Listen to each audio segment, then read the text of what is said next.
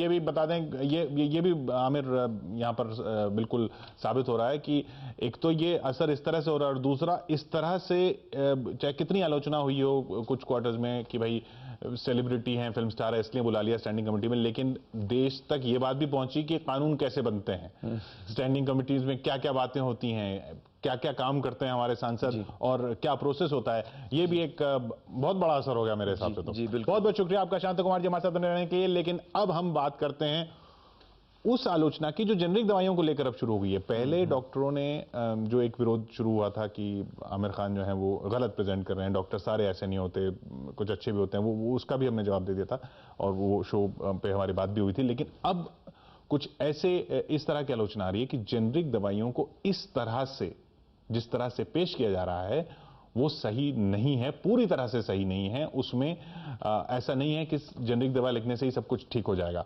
तो वो उस आलोचना पर आप क्या कहेंगे? क्योंकि उनका कहना है कि ब्रांड जो होता है वो भरोसा देता है। ब्रांड क्यों होता है? ब्रांड इसीलिए होता है, भरोसा देता है। आप एक लोकल फोन ले लीजिए या ब्रांडेड फोन ले लीजिए, लोकल कंप्यूटर ले लीजिए, ब्रांडेड कंप्यूटर ले लीजिए, तो ये ब्रांड जो है ये भरोसा दिलाता है। दवाई में तो भरोसे की सबसे ज्यादा जरूरत है। देखिए, जो लोग ऐसा कह रहे हैं वो दरअसल लोगों को गुमराह करने की कोशिश कर रहे हैं। लोग कह रहे हैं आप गुमराह कर रहे हैं, वो गुमराह कर रहे हैं लोगों को, और वो लोगों के दिल में शक पैदा करने की कोशिश कर रहे हैं, शंका पैदा करने की कोशिश कर रहे हैं, जो बहुत ही गलत बात है।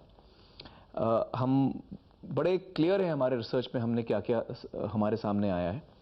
मैं आपको बता दूं कि ये देश का जो कानून है उसमें ये है कि आप अगर किसी का खून कर लें, मर्डर कर लें, तो शायद आपको सज़ा मिले ना मिले, क्योंकि कभी आप साबित नहीं कर पाएंगे कि मैंने खून किया, मैं बंदूक छुपा दूंगा, कुछ कर दूंगा, विटनेसेस जो हैं वो कन्वर्ट हो जाएंगे।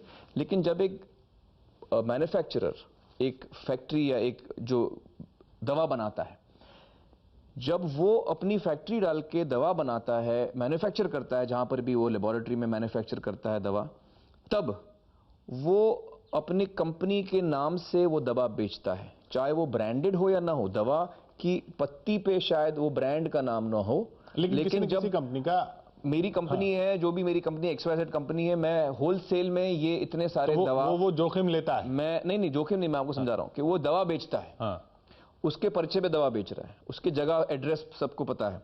कानून ये कहता है कि अगर आपने फेक दवा बना के बेची तो वो तो साबित हो जाएगा ना, आपने अपने पर्चे पे भेजी, आपकी फैक्ट्री है, आपकी जगह आप जहां बना रहे हैं, जहां से आप बेच रहे हैं, आप खुद, आपका सिग्नेचर है उस पे, इनवॉइस है, बिल्स हैं, वगैरह वगैरह। अगर तो कुछ उस गलत पे होता सजा है तो क्या है मैं बताऊं, सजा क्या है? उम्र कैद की सजा है। तो कौन सा दवा बनाने वाला ये जोखिम उठाएगा कि उसको उम्र कैद की सजा हो जाए, जबकि ये पूरा प्रूफ हो सकता है। अगर वो किसी का खून करे तो प्रूफ भी शायद ना हो, लेकिन ये तो साफ प्रूफ वो खुद दे रहा है। दूसरी बात ये, अगर दवा में नहीं, मैं दूसरी बात बोलता हूं, अगर दवा में थोड़ी कमजोरी हो, मान लीजिए कि दवा फेक नहीं है लेकिन उसमें हल्की सी कमजोरी है, उसका असर वैसा नहीं है, असर उसका वैसा नहीं है। जैसे कि मैं एक एग्जांपल देता हूं उदाहरण के तौर पे, कि दवा होती है, उनकी एफिकेसी टेस्ट करते हैं वो, जैसे कि अगर एक दवा इतने मिनट में घुलती है, अगर उतने मिनट में नहीं घुलती, अगर 1 मिनट ज्यादा लेती है घुलने में, तो उसका असर जरा कम होगा, उसका पावर जरा कम होगा। अगर वो पावर और असर में अगर कम होती है, किसी मापदंड में भी वो कम साबित होती है, तो भी 2 साल की कैद है। आप समझ रहे हैं मैं क्या कह रहा हूं? इसका मतलब यह कि जो इंसान दवा बना रहा है जानबूझ के, तो वो कभी ऐसा नहीं कर सकता, सबसे पहले तो ये। दूसरा ये कि जो फूड एंड ड्रग अथॉरिटी है, उसका काम है चेक करना कि कौन सी दवा कितने पावर की बनी है, सही बनी है, नहीं बनी है, चाहे वो ब्रांडेड हो, चाहे वो अनब्रांडेड हो, ब्रांडेड हो या अनब्रांडेड हो। तीसरी बात आती है, कुछ लोग कहते हैं कि फेक मेडिसिन होती हैं, वो तो ब्रांडेड भी हो सकती है। फेक मेडिसिन ब्रांडेड भी हो सकती है और नॉन ब्रांडेड भी हो सकती है, और ज्यादातर ब्रांडेड की आपको फेक मिलेंगी। अगर मैं उस किस्म का इंसान हूं जो मैं स्पूरियस दवा बना रहा हूं, फेक दवा बना रहा हूं, तो मैं नॉन ब्रांडेड की क्यों बनाऊंगा? उसकी मुझे कीमत ही क्या मिलेगी? 2 रुपए। मैं तो बनाऊंगा ब्रांडेड जिसकी मुझे मिलेगी कीमत 2000 रुपए, 200 रुपए। तो आप समझ रहे हैं मैं क्या कह रहा हूं? मैं ये कह रहा हूं उन तो ये लोग जो कह रहे हैं ये पब्लिक को बेवकूफ बनाने की कोशिश कर रहे हैं। हमारे साथ डॉक्टर गुप्ता भी जुड़ रहे हैं, डॉक्टर अनिल गुप्ता अजमेर से हमारे साथ जुड़ रहे हैं, प्रयास संस्था से इनका संबंध है और इनसे भी हम बात करेंगे। लेकिन हमें ये WHO के आंकड़ों का भी हवाला दिया जा रहा है विशेषज्ञों। देखिए WHO का हवाला जो दे रहे हैं, एक इंडियन एक्सप्रेस पेपर में भी ये आया था आर्टिकल के WHO ने कहा है कि 25 से 35% दवाएं यहाँ पे फेक बनती हैं। WHO ने एक खत में ये चीज़ नकारी है, कहा है कि हमारी कोई रिपोर्ट में हमने ऐसा नहीं कहा है। आप कह रहे हैं कि ये हवाला ही गलत दिया जा रहा है? जी हाँ, गलत हवाला दिया जा रहा है। डॉक्टर गुप्ता, हाँ, आपका क्या मत है इस पर? देखिए, वर्ल्ड हेल्थ ऑर्गेनाइजेशन ने तो किसी प्रकार की कोई स्टडी करवाई नहीं है जिसके माध्यम से वो यह बता सके कि 40% जो दवाइयां हैं भारत में बन रही हैं वो नकली दवाइयां हैं। एक तो ये पक्ष है। दूसरा जो बहुत महत्वपूर्ण बात है वो ये देखिए कि हमारी सरकार, चाहे वो राज्य सरकार है, केंद्रीय सरकार है, बहुत लंबे समय से जेनरिक मेडिसिन ही खरीद रही हैं और वो मेडिसिन का उपयोग बहुत बड़ी संख्या में रोगी काफ़ी लंबे समय से करते आ रहे हैं। उदाहरण के रूप में तमिलनाडु में सन 1994 से निःशुल्क दवा की योजना वहां पर चल रही है और जो भी मरीज वहां पर सरकारी अस्पतालों में जाते हैं उन सबको वो निःशुल्क दवा दी जाती है और उनमें से किसी भी मरीज ने कभी कोई कंप्लेंट नहीं की।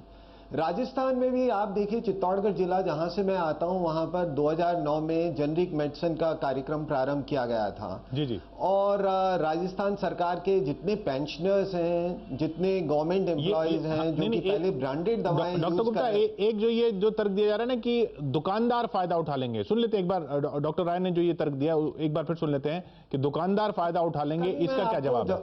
हाँ, डॉक्टर राय को सुन लेते पहले। हाँ नहीं, उसका भी जी। अगर हम जेनरिक नेम की कोई दवाई लिखेंगे, एक तो उसकी जो प्राइस रेगुलेशन है अभी तक हमारी सरकार ने नहीं किया है। सेकंड चीज, वो डिपेंड करेगा सिर्फ केमिस्ट के ऊपर कि वो कौन सी कंपनी की ब्रांड उठा के उसको दे देगा उस कंपनी की, और वो जरूर वही देगा जिसके ऊपर उसको सबसे ज्यादा कमीशन मिलता है। उस वक्त वो उसकी दवाई की एफिकेसी क्या है, दवाई की ससेप्टिबिलिटी क्या है, वो एक बहुत बड़ी हमारे लिए समस्या खड़ी हो जाएगी, जो हम हमेशा सरकार से कहते हैं। जेनरिक मेडिसिन के ऊपर सबसे बड़ी जो समस्या आ रही है उसकी कॉस्ट और उसकी एमआरपी के अंदर बहुत फर्क है। जैसे ऑगमेंटेड मेडिसिन एक आती है जिसकी की एमआरपी लिखी है 263 रुपीज और 210 रुपए में वो उसकी कॉस्ट पड़ती है। यह है ब्रांडेड वाली मेडिसिन। जेनरिक मेडिसिन ऑगमेंटिंग वाला सॉल्ट जिसकी कॉस्ट आती है 60 रुपीज और उसकी कॉस्ट लिखी गई है जेनरिक के ऊपर 260 रुपीज। आप बताइए कितनी ज्यादा हो गई? तो इसका प्रॉफिट जो है कौन खाएगा? स्टॉकिस्ट एंड केमिस्ट खाएगा, डॉक्टर कहीं नहीं मिलेगा। ये तर्क जो है कि दुकानदार तो वही करेगा ना जिसमें कमीशन ज्यादा है। देखिए, मैं इसमें सिर्फ इतना कहूंगा कि डॉक्टर राय को बड़ी पड़ी है कि दुकानदार कितना कमीशन कमा रहा है, इतना ही कहूंगा मैं। डॉक्टर गुप्ता निश्चित रूप से, क्योंकि आप ये देखिए कि एक बार जब ये सारी जेनरिक मेडिसिन वास्तव में कंपटीशन में आएंगी और जिसके कारण से ये जो मेडिसिन को प्राइस कंट्रोल से हटाया गया था, उस टाइम पे सारे फार्मास्यूटिकल कंपनीज ने ये आर्ग्यूमेंट दिया था कि साहब प्राइस कंट्रोल की अब इसलिए जरूरत नहीं है कि सब एक दूसरे से कंपटीशन करेंगे और एक दूसरे से कंपटीशन करेंगे इसके कारण से ऑटोमेटिकली प्राइस कंट्रोल हो जाएगा।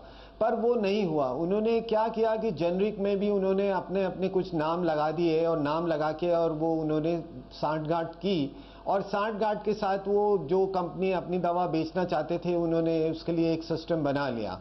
तो अब ये सिस्टम तब तक चालू रहेगा जब तक ये किसी न किसी तरीके से हम ये निश्चित ना कर दें कि ये जो दवाइयां हैं या तो ये बल्क में परचेज होंगी और या हम इनको, जैसे आमिर साहब ने कहा था कि दुकानें, जन औषधि केंद्र या जेनरिक यानी कंपटीशन, जेन्युइन कंपटीशन, सही कंपटीशन जेनरिक दवाओं का खड़ा किया जाए जिससे कॉस्ट पे लाया जाए। जैसा आप देखिए कि लेकिन डॉक्टर गुप्ता, जैसा आपने देखा कि चित्तौड़गढ़ में सन 2009 में जेनरिक मेडिसिन का एक प्रोजेक्ट शुरू किया गया और उसके अंतर्गत वहां पे दुकानें स्थापित की गई और उनसे जो प्रोक्योरमेंट रेट है, जिस कीमत पे वो दवाइयां खरीदी गई हैं, उनसे 20% जो बिल्कुल एथिकल प्रॉफिट है, बिल्कुल सही प्रॉफिट है, उस प्रॉफिट के साथ बेचिए। लेकिन तो वो आप देखिए कि जो ये राजस्थान की, जी, एल्बेंडाजॉल, जी, राजस्थान और तमिलनाडु के ये एक्सपेरिमेंट जो हैं ये कामयाब रहे हैं, ये इसमें कोई दो राय नहीं है। लेकिन जो आपने कहा ना कि एक तो डॉक्टर राय की चलिए बात छोड़िए कि वो दुकानदारों की बात करें, डॉक्टर अनूप मिश्रा प्रोफेसर रहे हैं एम्स में, वो उनका एक और तर्क कि मरीज भी कई बार खुद बोलते हैं कि भाई जो असर करे वो दीजिए, आप मुझे वो मत दीजिए। उनकी भी एक बार बात सुन लेते हैं, डॉक्टर अनूप मिश्रा।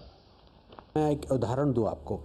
एक पेशेंट है जिसको कि ट्यूबरक्लोसिस है और उसको अगर कम क्वालिटी के हम ड्रग देंगे तो उसकी ट्यूबरक्लोसिस ठीक तो होगी नहीं और रेजिस्टेंट हो जाएगी और वो 10 और आदमियों को मल्टी ड्रग रेजिस्टेंट ट्यूबरक्लोसिस दे देगा।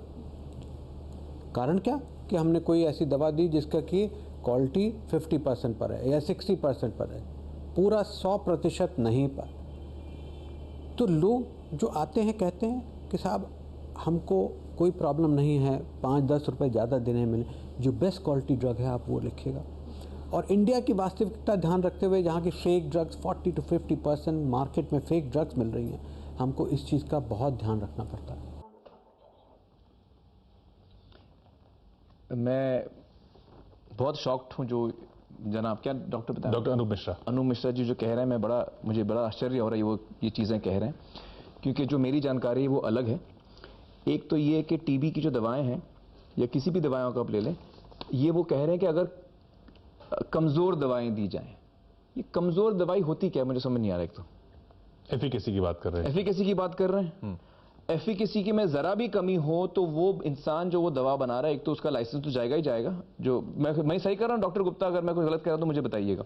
उसको 100% सही कह रहे हैं और उनको 2 साल, अगर एफिकेसी की ज़रा भी कम है तो उस बनाने वाले को 2 साल की कैद होगी। और वो प्रूव करना बड़ा आसान है क्योंकि उसके फैक्ट्री से सामान गया है, उसके मैन्युफैक्चरिंग यूनिट से सामान गया है, उसका सिग्नेचर है उस पे, उसका बिल है, इनवॉइस है, जो उसको पैसे मिले हैं। तो ये तो सवाल ही नहीं उठता कि जो लोग दवाइयां बना रहे हैं वो, अगर कोई पायरेट है जो फेक बना रहा है दवा, उसकी बात आप छोड़ दीजिए, क्योंकि वो तो ब्रांडेड भी फेक बना सकता है। जो अच्छी वो पैकेट भी एग्जैक्टली आप हमारी फिल्मों के पायरेटेड देख लीजिए, आपको पता नहीं चलेगा कि वो ओरिजिनल कॉपी है कि पायरेट है। तो पायरेट की बात आप छोड़ दीजिए, क्योंकि पायरेट तो ब्रांडेड दवा भी फेक बना सकता है और नॉन ब्रांडेड भी फेक बना सकता है। बल्कि पायरेट का जो मेरा कॉमन सेंस है वो मुझे ये बताता है कि पायरेट अगर बनाएगा, महंगी वाली है उसकी नकल बनाएगा, महंगी वाली की नकल करेगा, वो सस्ती 2 रुपए वाली की नकल क्यों करेगा? एक बात ये। दूसरा बात ये कि अगर आप जो आंकड़े बता रहे हैं कि 40% जो है यहाँ पे फेक बनती हैं दवाएं, ये बिल्कुल गलत बात कह रहे हैं। ऐसा कोई रिपोर्ट नहीं है WHO का, ऐसा कोई स्टडी नहीं है WHO का, तो ये झूठ बातें हैं। मैं आपको बताऊं कि 50% ऑफ एसेंशियल मेडिसिन, जो जरूरी दवाइयां होती हैं, उसकी 50% ऐसी दवाइयां यूनिसेफ पूरे वर्ल्ड में डिस्ट्रीब्यूट करता है, जो वो हिंदुस्तान से लेते हैं। यूनिसेफ कोई छोटी ऑर्गेनाइजेशन नहीं है। मतलब जितनी दवाएं वो विश्व भर में बांटते हैं, उसमें से आधा 50% आधी दवाएं वो हिंदुस्तान से लेते हैं। वो जेनरिक होती हैं। हाँ जी हाँ, जेनरिक होती है। 75 जेनरिक, जी हाँ बिल्कुल, जेनरिक मेडिसिन होती हैं भाई, ये ब्रांडेड नहीं होती। क्योंकि जेनरिक मेडिसिन की क्वालिटी पर भी सवाल उठा रहे हैं। क्वालिटी की बात कर रहे हैं। अनूप मिश्रा साहब की ये क्वालिटी वाली बात भी गलत कह रहे हैं, वो गलत कह रहे हैं। मेरी बात सुन लीजिए ना पूरी। हाँ, उनका आप वीडियो बाद में दिखाइए, पहले मेरी बात सुनिए, क्योंकि वो सब बकवास बात कर रहे हैं। वो मैं आपको बताऊं, क्वालिटी की बात अगर हम करते हैं तो ये यूनिसेफ जो है क्वालिटी, बड़े क्वालिटी कॉन्शियस लोग हैं ये, और 50% जितना वो बल्क में खरीदते हैं, दुनिया भर में बांटते हैं, 50% हिंदुस्तान से लेते हैं। इतनी ज्यादा। इंडिया को कहते हैं फार्मेसी ऑफ द वर्ल्ड। क्यों कहते हैं इंडिया को फार्मेसी ऑफ द वर्ल्ड? तो ये जेनरिक दवाओं की बात कर रहा हूं मैं, ब्रांडेड की बात नहीं कर रहा हूं। 75 to 80% of all medicine distributed by international dispensary association is sourced from India. International dispensary association 70 से 80% दवाएं जो बांटती है वो हिंदुस्तान से लेती है। अब मैं तीसरा बताता हूं, global funds to fight AIDS, tuberculosis जिनकी बात कर रहे थे वो, tuberculosis, malaria, and US president's emergency plan for AIDS relief also sources a substantial